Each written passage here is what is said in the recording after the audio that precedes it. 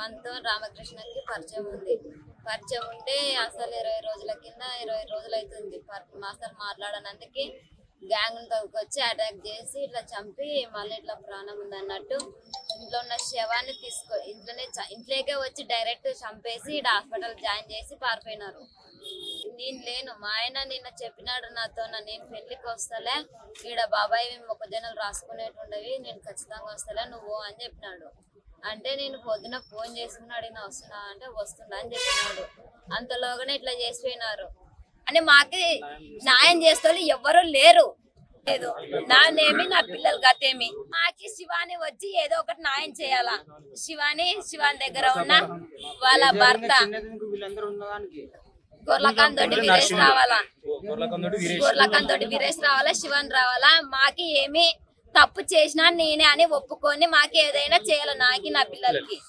నా అక్క కొడుకు రామకృష్ణ, మా ఊళ్ళు మా పెద్దమ్మళ్ళు మా అన్న రామాంజనేయులు అందరూ నిన్న ఈ రోజు ఉదయం మా పెద్దమ్మని దొరుకుని మా అన్న పోతున్నాడు.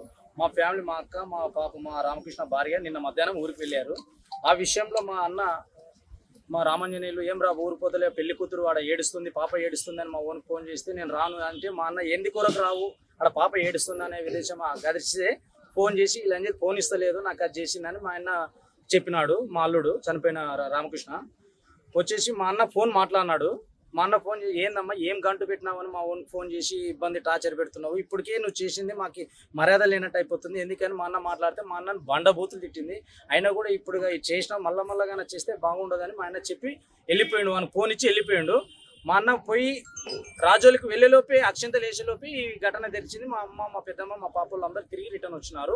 వచ్చేసి వాళ్ళు ఇజ్రానా శివాని అనే అమ్మాయితో పాటు ఇద్దరు బాయ్స్ ఆ ఇజ్రానాతో ఇద్దరు వచ్చి మా ఓన్ని ఇంటి దగ్గర ఉన్న ఫోన్ చేసి ఇంటి దగ్గరకు వచ్చి చంపి వాళ్ళే ఆటోలో తీసుకొని వచ్చి అడ్మిట్ చేసి ఇక్కడ వచ్చి ఏం కావాలి ఏం విషయం ఈ పిల్లోడు మీకు ఏం కావాలంటే నా మూడు కావాలన్నా అని చెప్తే పాప సంతకం పెట్టింది.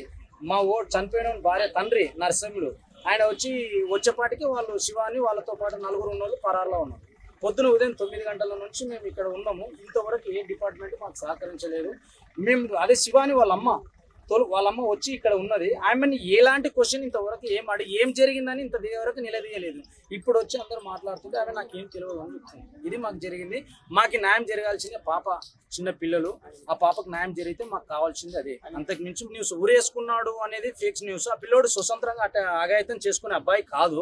వాళ్ళు నలుగురు వచ్చి చంపి వాళ్ళే తీసుకొని వచ్చినారు. ఆడ చుట్టుపక్కల ఏమైంది ఏమంటే వాళ్ళే వచ్చి ఊరేసుకొని చచ్చిపోయి మేమే కాపాడుతున్నామని ఉల్టా వాళ్ళే క్వశ్చన్ వేసి వైరల్ చేస్తున్నారు.